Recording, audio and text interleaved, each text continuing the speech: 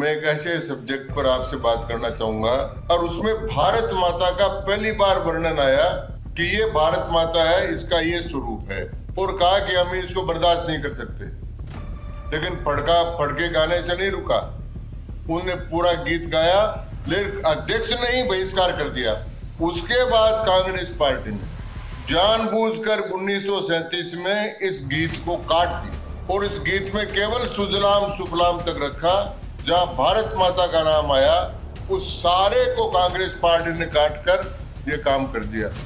Congress party की विरासत यह है गहलोत साहब, और 1937 में उन्होंने वंदे मातरम गीत को काटकर, इस प्रकार का काम करके, इस गीत को काटकर राष्ट्र की आत्मा के राष्ट्र गीत के साथ बहुत बड़ा धोखाधड़ी। तीसरा बड़ा काम किया कि इन्होंने बंकिम चंद्र चटर्जी की आत्मा पर तो चोट करी, रविंद्रनाथ टैगोर की आत्मा पर तो चोट करी इन्होंने, फिर इन्होंने बाबा साहब अंबेडकर की आत्मा पर भी चोट करी।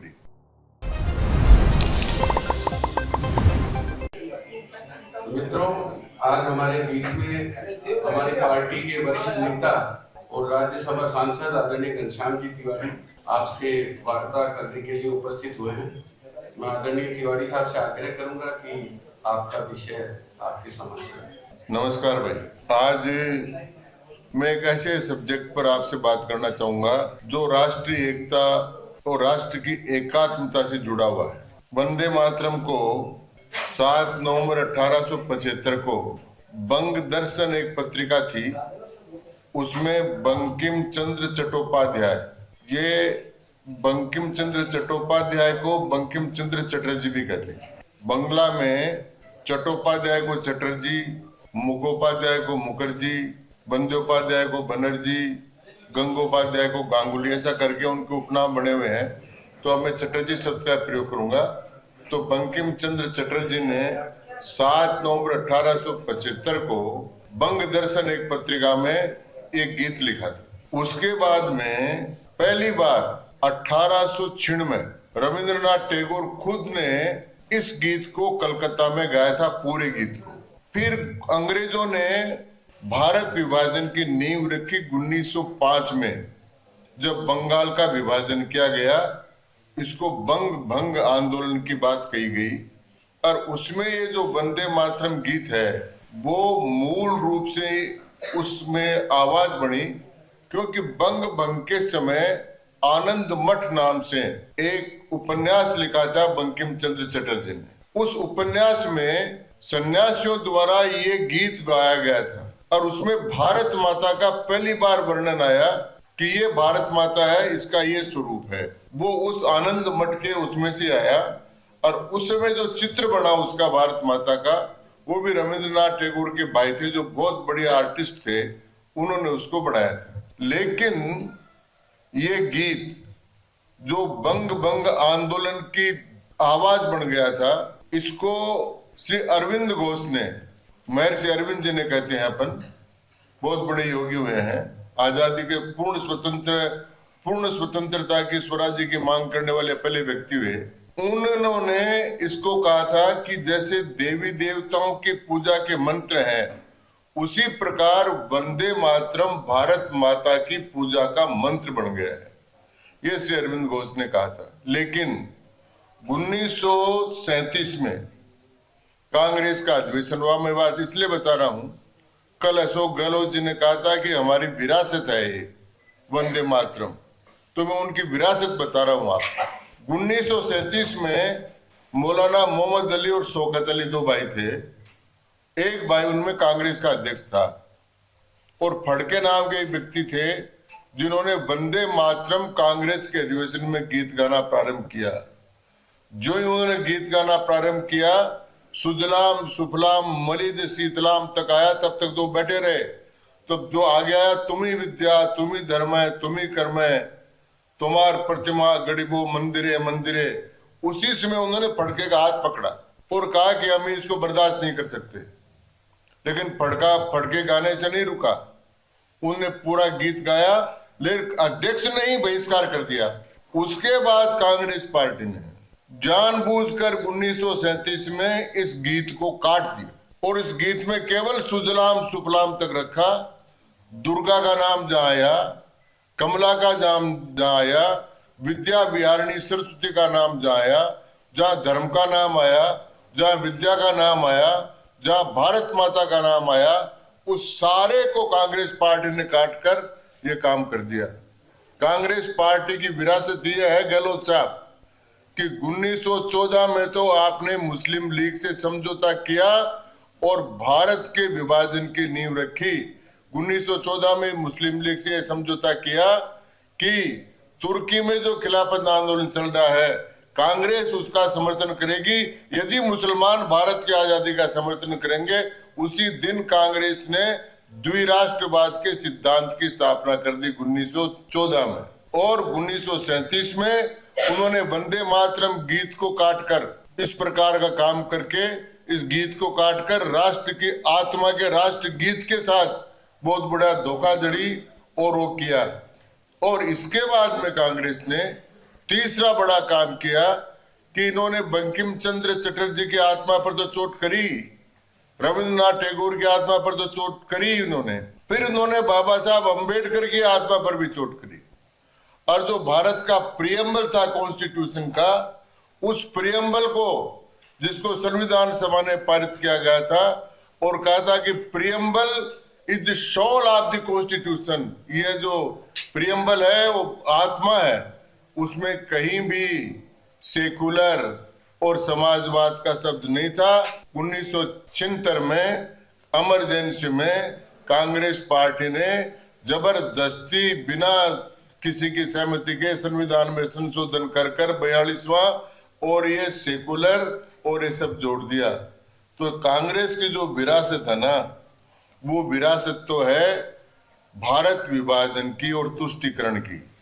मुसलमानों को तुष्टीकरण करना था, इसलिए वंदे मातरम गीत को काट दिया। अल्पसंख्यकों के वोट चाहिए, इसलिए संविधान की आत्मा में सुई चुबो दी। और 1937 में और 1905 में कांग्रेस ने सारा काम किया और उन्होंने आरोप लगाया कि भारतीय जनता पार्टी इसका राजनीतिकरण कर रही है, नहीं कर रही है। 150 वर्ष होने के बाद में राष्ट्र की आत्मा को जागृत करने और राष्ट्र में एकात्मता की भावना उसी प्रकार से पैदा हो जाए, इसके लिए मोदी जी ने पूरे राष्ट्रगीत को, जिसके लिए डॉक्टर राजेंद्र प्रसाद जो संविधान सभा के अध्यक्ष थे, उन्होंने कहा कि ये गीत उसी प्रकार से है महत्वपूर्ण जितना जनगण मन है। तो उस गीत को भारत के गली गली चौराहों पर गाकर क्रांतिकारी जिन्होंने वंदे मातरम कहकर फंदे पर झूल गए थे, वंदे मातरम जो बंग भंग आंदोलन का नारा बन गया था, वंदे मातरम जो भारत माता की पूजा का मंत्र बन गया है, उस वंदे मातरम को सब जगह गाकर भारत की राष्ट्रीय एकात्मता का दिग्दर्शन कराने और जागृत करने का काम कर रहे हैं। जिस प्रकार से सरदार वल्लभ भाई पटेल की 150वीं जयंती मनाकर हम लौह पुरुष का स्मरण करके भारत की एकात्मता का काम कर रहे हैं, उसी प्रकार से मोदी जी ये काम कर रहे हैं, उसी प्रकार से स्वदेशी की बात करके काम कर रहे हैं।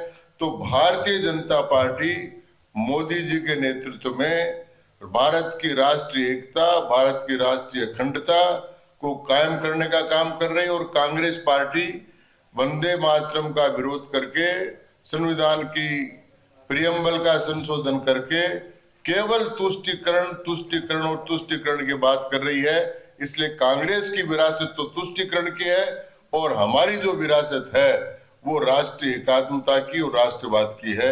ये मुझे आज आप लोगों को कहना है। आप कोई इसमें प्रश्न पूछना चाहें तो पूछ सकते हैं। लेकिन अशोक गहलोत तो कहते हैं कि कांग्रेस की शुरुआत से ही वंदे मातरम उनके कार्यक्रमों में पूरा गाया जाता था, जबकि बीजेपी शुरुआत में इसको नहीं मानती। देखिए, उन्होंने कहा है कि ये आरएसएस वाले नमस्ते सदा वत्सल्य बोलते हैं, अब वो और अंत में भारत माता की जय बोलते हैं। राष्ट्रीय स्वयंसेवक संघ की स्थापना हुई 1925 में और नमस्ते सदा वत्सल्य का अर्थ है, नमस्ते सदा वत्सल्य संस्कृत में उसका अर्थ है वंदे मातरम। तो हम तो वंदे मातरम शुरू से कह रहे आ रहे हैं। और मातृभूमि, जहां तक उन्होंने कांग्रेस के बारे में कहा तो उनको मैं याद दिलाना चाहता हूं कि कांग्रेस ही वो पार्टी है जिन्होंने 1937 में इस गीत को काटा। और संविधान सभा में इसको पूरे को पारित नहीं होने दिया। और आज मैं उनको चेतावनी चैलेंज देता हूं, अगर कांग्रेस पार्टी इस बात का खुलेआम समर्थन कर दे कि वंदे मातरम का राष्ट्र गीत जो है वो पूरा गाया जाना चाहिए, तो मैं कांग्रेस की विरासत मानूं। क्योंकि अभी भी बहुत से लोग कांग्रेस पार्टी केरल में और महाराष्ट्र में विरोध कर रही है कि हर स्कूल में पूरा राष्ट्रगान गीत नहीं गाया जाना चाहिए, जो एक पहले का स्टेंजा है उसको ही गाया जाना चाहिए। इसलिए कांग्रेस अभी भी उसी तुष्टिकरण पर लगी हुई है और अभी भी मुसलमानों को या अल्पसंख्यकों को बहकाने में लगी है कि ये जो राष्ट्र गीत है वो आपके लिए नहीं है, इसमें दुर्गा का नाम है, इसमें धर्म का नाम है, इसमें कमला का नाम है, इसमें विद्या विहारिणी का नाम है। तो ये कांग्रेस पार्टी के चरित्र को उजागर करता है। अभी भी देश में कई ऐसे लोग हैं जो वंदे मातरम को नहीं गाते हैं, क्या इसीलिए ये फोकस किया गया है कि स्कूल में, कार्यालयों में ये सब गाया जाए? राजस्थान में देखिए, सारे देश भर में गाया जाना चाहिए। सारे क्रांतिकारियों ने गाया, जो बिस्मिल था राम प्रसाद मिश्र उन्होंने भी गाया, सबने गाया।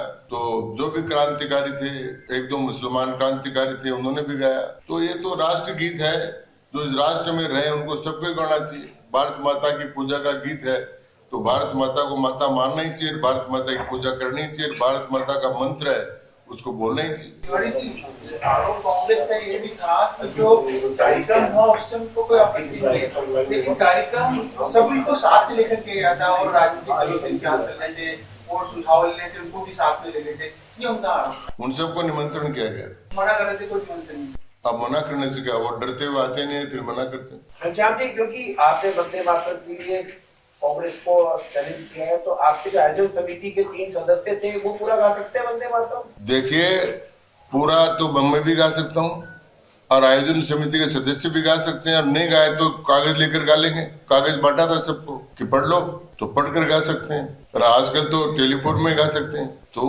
गाना चाहिए।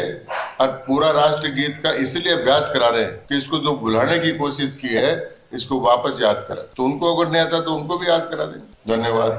एक सवाल, जो 2 नगर निगम थे जगह जगह, जयपुर, जोधपुर, कोटा, उन सबको एक कर दिया, क्या इससे ऐसा नहीं लगता कि कुछ कार्यकर्ता जो कि उनको कम मौका मिल पाएगा, 250 कार्यकर्ताओं को मौका मिलता चुनाव लड़ने का, जैसे जयपुर की सब 150 को मिल पाएगा? देखिए, जयपुर एक आइडेंटिटी है, जोधपुर एक आइडेंटिटी है, कोटा एक आइडेंटिटी। इनको तो वास्तव में तो इनका नियम यह बना हुआ था, जब 73वां और 74वां संविधान संशोधन हुआ तब तो इनको विभाजन करने की बात नहीं थी, इनको एक करने की बात थी। और ये बड़े हो जाए तो 10-20 लाख से ऊपर हो जाए तो मेट्रोपॉलिटन काउंसिल बनाने की बात, उसके बजाय उसका विभाजन करने से।